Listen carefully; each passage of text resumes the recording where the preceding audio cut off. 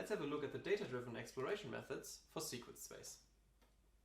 So, first of all, we have already talked about sequence space and the computational challenge attached to it.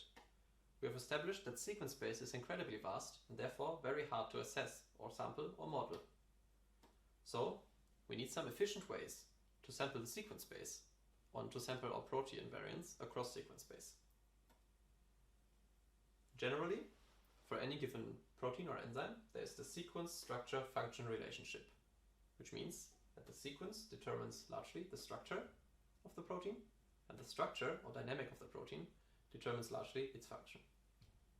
The problem is that the data of all of these categories, so the one-dimensional sequence, the three-dimensional structure, and the functional parameters, is not equally abundant.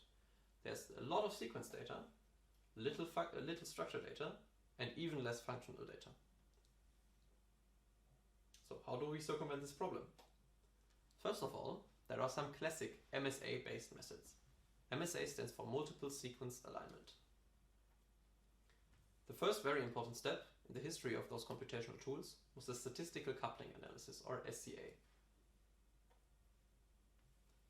SCA was later improved to achieve a better distinction between just statistical, also indirect couplings, and direct, so structurally close couplings in the direct coupling analysis, and the first real breakthrough algorithm to achieve fast and efficient direct coupling analysis is called mean field direct coupling analysis. Apart from the classic models, there are also some deep learning based models which have recently emerged. Just to name some examples, there are models based on deep coupling scans which enable efficient data sampling in the laboratory combined with deep learning methods algorithmically. One example of that would be deep sequence, or the more recent UniRep.